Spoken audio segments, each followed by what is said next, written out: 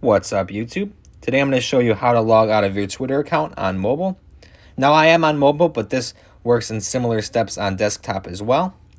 So first things first, you're going to launch your Twitter application, then hit your profile picture in the top left corner. And then from here, you're going to scroll all the way down, second from the bottom, to settings.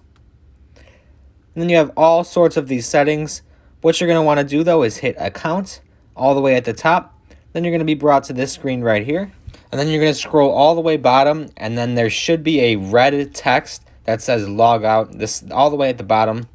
You're just going to click that, obviously, to log out. It's going to take you to this prompt right here where it just confirms that you want to log out of Twitter. You obviously just hit the log out button there, and then you should be logged out of your Twitter account. Nobody else will be able to access it. Even if they try to sign in, it'll still make them enter the username and password. It doesn't save any of your data like any other apps usually do.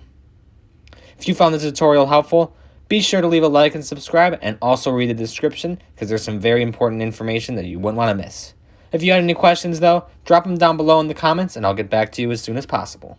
Thanks for watching.